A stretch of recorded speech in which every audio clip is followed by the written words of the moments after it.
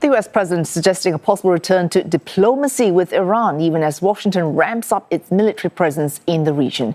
Donald Trump urging Tehran to do, quote, two things to avoid military action. Number one, no nuclear. And number two, stop killing protesters. They're killing them by the thousands. Correct. All-time record. The U.S. leader says big and very powerful ships are already headed there, reinforcing his warning that time is running out for Tehran to negotiate a deal on its nuclear program. U.S. officials say Mr. Trump is reviewing his options, but has not decided yet on a strike. Tehran, though, not backing off from its threats to target American bases in the region in the event of an attack. Foreign Minister Abbas Araghchi, who is in Istanbul for talks, has vowed a powerful response to any aggression. The Trump administration has deployed an armada in recent days, triggering international concern. The European Union has warned against further escalation, saying the Middle East does not need a new war. And while Toni Waterman is covering this story for CNA in Washington, D.C., Toni, Mr. Trump also would not want a protracted war in the Middle East. What is he considering as he weighs the possibility of a strike in Iran? Well, you heard from the president right there in that soundbite that you just played. He made it very clear that to avoid this military action, Iran needs to end its nuclear program and stop killing protesters. President Trump saying that they are being killed by the thousands. He also said that it would be great if the U.S. didn't have to use those military assets that it has now repositioned in the Middle East.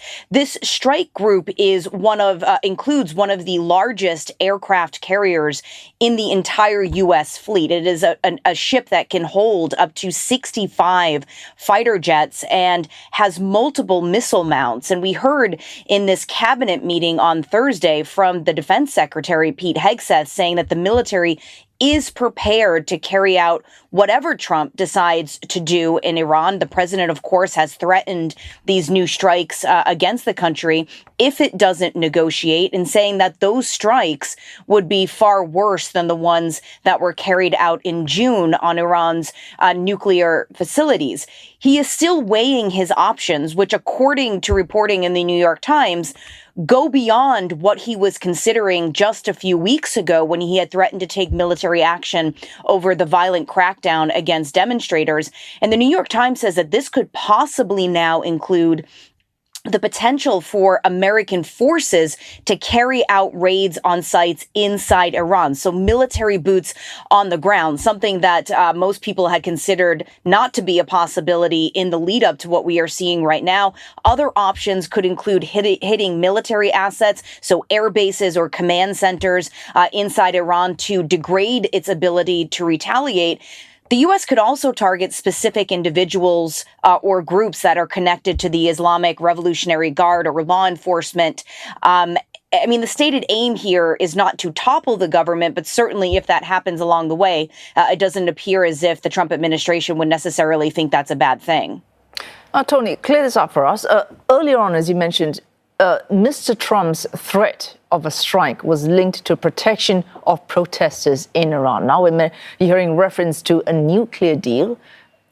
What cards has he got this time that he did not have earlier in pushing Iran to reach a deal on its nuclear weapons program? Or nuclear program, pardon me.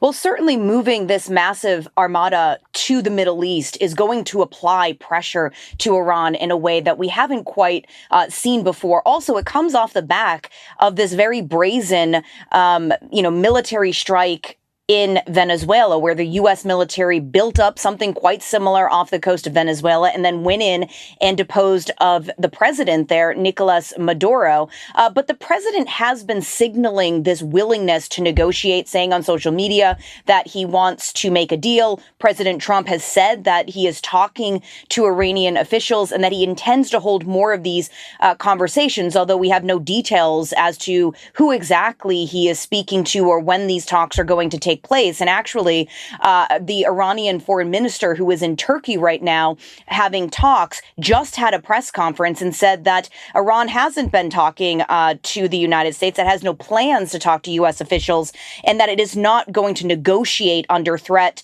and that its defense system is not going to be up for negotiation. So whatever this pathway forward is, looks to be very difficult. Thanks. Toni Waterman reporting for CNA live from Washington, D.C.